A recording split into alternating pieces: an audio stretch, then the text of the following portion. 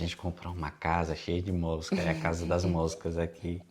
Oi, gente! Finalmente estamos aqui para gravar esse vídeo depois de um mês e nós finalmente viemos aqui contar para vocês que nós compramos uma casa aqui em Portugal.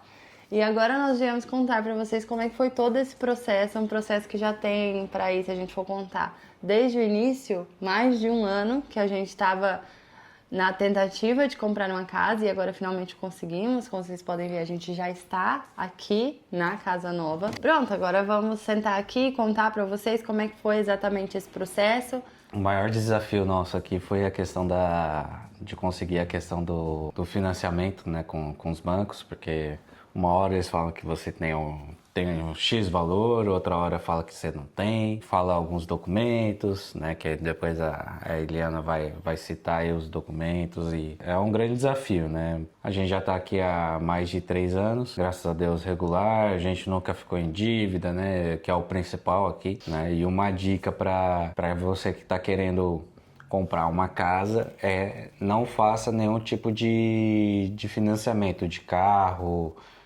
qualquer coisa assim, Empréstimos. né, ou empréstimos antes de comprar a casa, porque para eles, se você tem isso, você não consegue comprar a casa, é muito difícil. Né? Dificulta ainda mais o processo para você comprar sua casa aqui em Portugal. Então, lógico, né? Se você tem o plano de comprar um carro ou outra coisa, pedir um empréstimo, vai te dificultar ainda mais. São escolhas, né? Você vai ter que, em algum momento da vida, fazer uma escolha entre comprar a casa ou comprar um carro, comprar qualquer outra coisa que seja num valor mais elevado, que precise de mais dinheiro assim. Como eu disse, essa história começou há mais de um ano atrás. O que aconteceu? Lá no início, quando a gente teve a ideia de que iríamos preferir comprar uma casa ao invés de comprar qualquer outra coisa, um carro. Foi no final de 2024 para 25. De dezembro de 2024 e início de 2025, que a gente começou a primeira vez. E aí a gente entrou em contato com uma corretora de imóveis, de uma imobiliária. A gente começou a visitar algumas casas com ela. Que é uma imobiliária, uma das maiores aqui. Ela fez a simulação lá com o gestor de crédito deles, eles viram até quanto é que a gente conseguia. Naquela época, o que o banco falou que liberava pra gente era 160 mil. Começamos a procura com essas condições. Fizemos várias visitas também nessa época.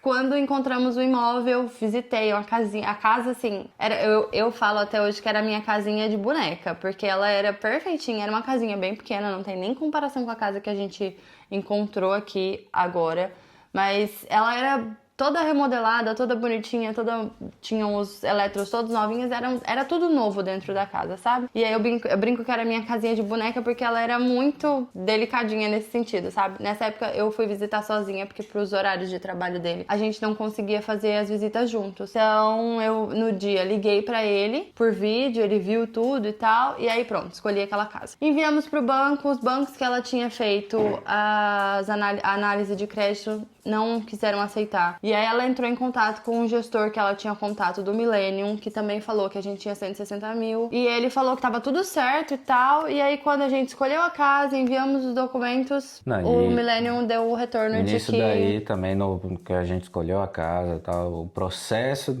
pra ver, assim, eles falaram, ó, você tem um X valor, né? Passou, ó, que a gente procurou a casa, mas aí a gente entregou os documentos, tudo. Quando foi pra liberar, que a gente escolheu a casa, tudo certinho, quando foi, aí eles simplesmente falaram, não, vocês não têm possibilidade para esse crédito, ó, tá faltando alguma coisa, estavam sempre criando alguma desculpa. E aí naquela época a justificativa deles foi do processo. Na verdade, não foi nem o banco que me falou isso, foi ela que falou que achava que tinha sido porque na época o Everson não tinha o termo de efetividade. Que para nossa compra atual foi necessário que nós dois tivéssemos o termo de efetividade das empresas. E aí pronto, aí fiquei desiludida, aceitei que não íamos conseguir comprar uma casa, dá uma quebra de expectativa muito grande, né? Então eu fiquei muito triste, muito desanimada com isso. Achei que a gente não ia mesmo conseguir. E aí passou-se quase um ano que foi quando uma amiga do trabalho me falou que a cunhada dela estava conseguindo comprar uma casa e me passou o contato da nossa atual corretora, que foi quem ajudou a gente a comprar essa casa. Inclusive, ela foi impecável, ela fez de tudo, ela fazia... Quando eu falava, eu já tava desanimada. Aí eu ficava, não vai dar certo, não sei o quê. Não, calma, vamos com calma, que vai dar certo. E ela fazia de tudo, ela corria mesmo atrás para as coisas darem certo, sabe? E isso era uma outra corretora, né? A que estava antes simplesmente parou de nos responder. Mesmo quando a gente tentava tirar dúvidas, ela simplesmente não respondia mais. A gente, com essa corretora que é a Salomé, inclusive vou deixar o contato dela aqui para quem é aqui dessa região e quiser comprar algum imóvel, eu recomendo muito que falem com ela, porque ela foi mesmo impecável. Da zona de Lisboa, né? E visitamos, acho que 5 imóveis com ela. A gente chegou a fazer proposta para 3 imóveis, não foi? Foram 3 imóveis. Foi um apartamento no Cartacho, e aí era de outra imobiliária, as pessoas começaram a não... Que aqui em Portugal os imóveis não é preso à imobiliária, né? Tem a possibilidade de outros corretores. Tem alguns que trabalham para tal imobiliária, mas tem bastante corretor que não é preso a imobiliárias, né? Aí o processo, quando, vamos supor, o imóvel está em tal imobiliária, conversa-se com o corretor que está responsável por aquele imóvel e eles dividem as comissões. Aí é entre eles os valores, né? Mas se um corretor aceitar fazer negócio com o outro, eles dividem por exemplo, a porcentagem que a pessoa vai dar para aquele corretor que foi quem divulgou o imóvel, ele divide com o outro corretor que levou os clientes. E assim... mas na teoria é muito bom, mas na prática tem muitos que autoriza ir lá, ver o imóvel, dá a falsa sensação que vai conseguir, digamos, com um corretor ali para, vocês visitaram, gostaram, tal, vão... Da nossa experiência, né? As experiências que a gente teve que foram de outras imobiliárias. Com outros corretores, né? Com outros corretores que a gente deu a proposta, sempre no final acabava não dando certo. E assim, a gente via que ele não aceitava, bem provável por causa da parte de comissões, né? E aí, pronto.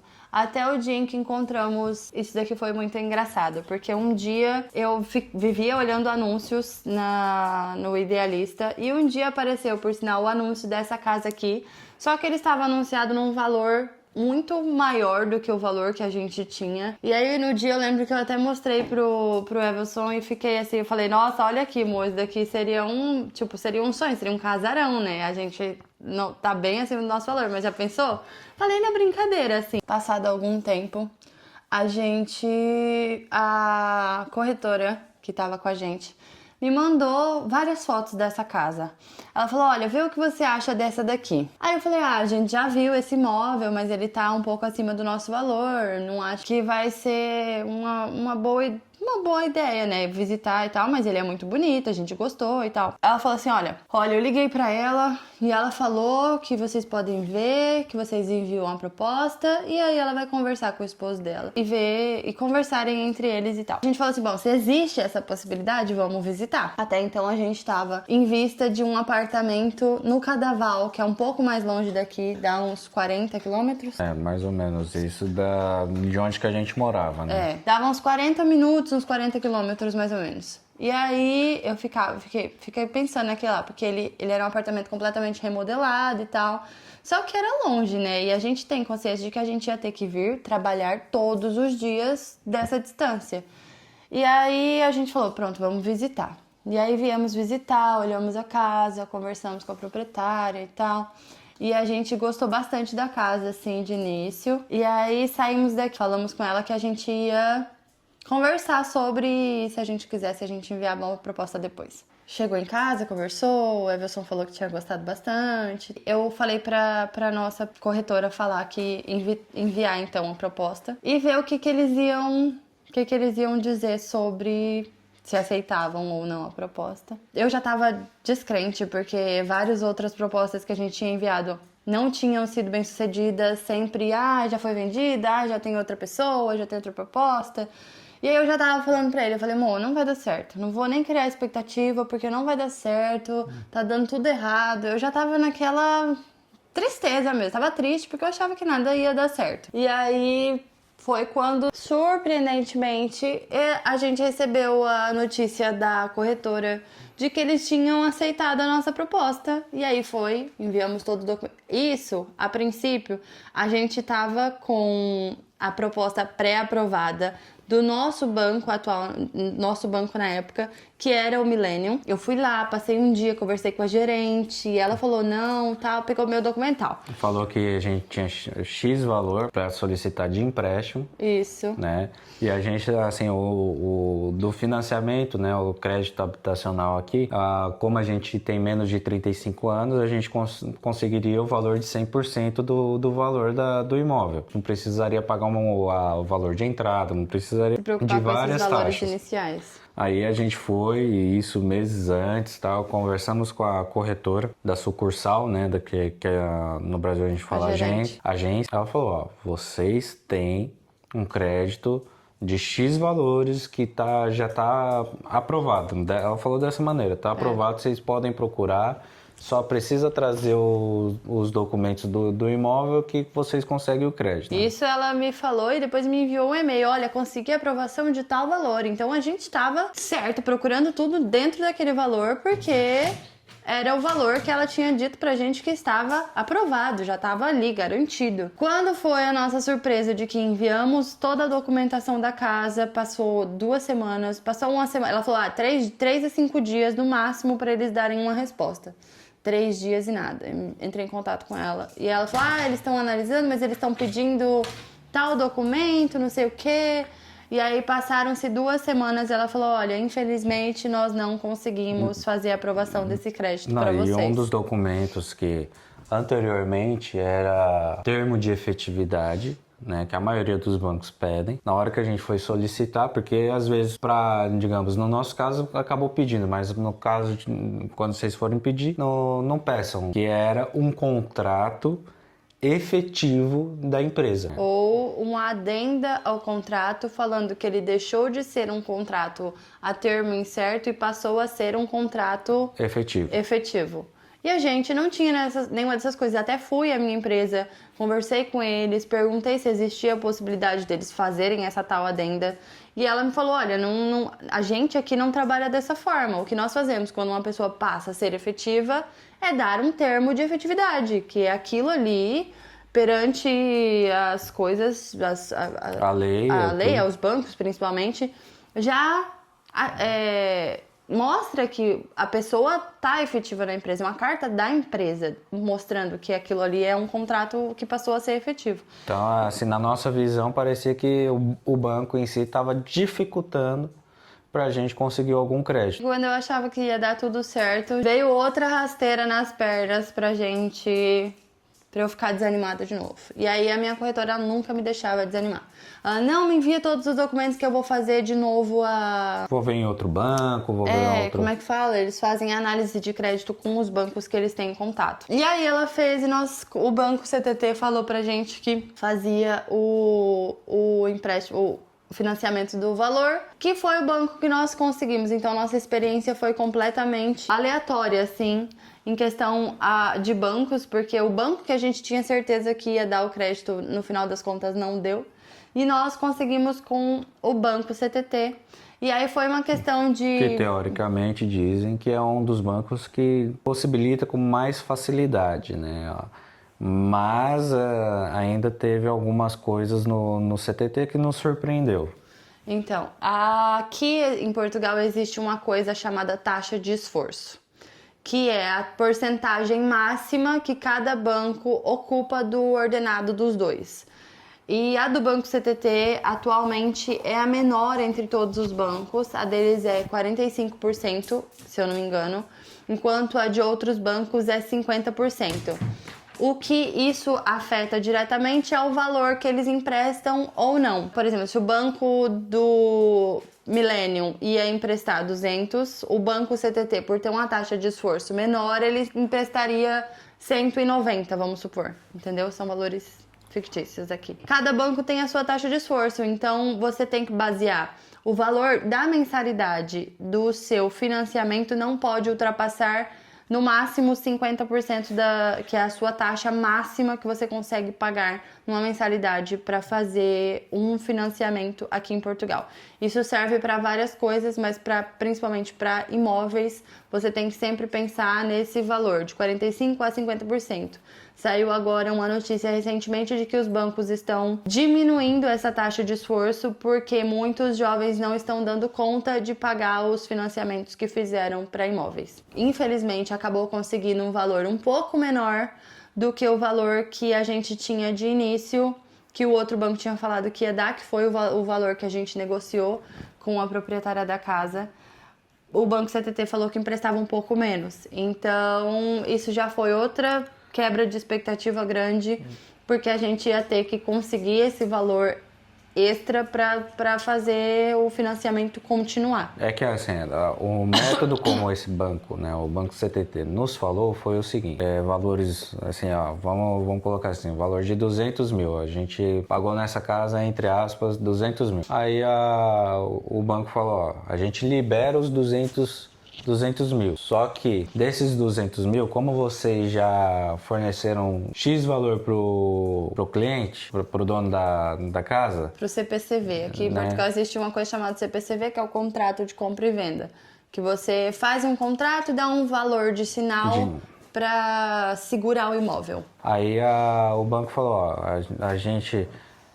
não vai dar os 200 mil, né? Mas vamos dar 192. O restante tem que estar na conta no dia. No dia que for fazer a transferência pro proprietário, né? No dia da escritura do imóvel. Aí, assim, mas esse 192 é como se fosse o crédito a 100% do que o governo permitiu. É 100% dentro daquilo que a gente consegue pagar, daquilo que eu acabei de falar, dentro da nossa taxa de esforço, eles estão emprestando os 100% do que a gente consegue pagar de mensalidade. O processo todo entre a aprovação do crédito e a assinatura foi coisa mais ou menos de um mês, todo o processo até a assinatura da nossa escritura, mas pronto. E aí deu tudo certo, assinamos a escritura, foi maravilhoso. Agora a gente vai falar um pouco sobre a documentação que a gente precisou ter para fazer a compra da casa. Foi pedido pra gente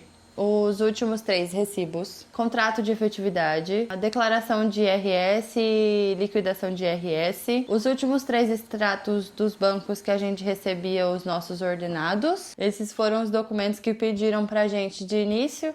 E aí, como eu disse, depois no processo aí a gente teve vários imprevistos, como isso de que o banco queria que a gente quitasse os nossos cartões de crédito, que nem são valores altos, um é 100 e pouco e o outro é 400 e pouco. E aí, basicamente, foram esses são os documentos que vocês vão precisar se vocês forem fazer uma solicitação de crédito.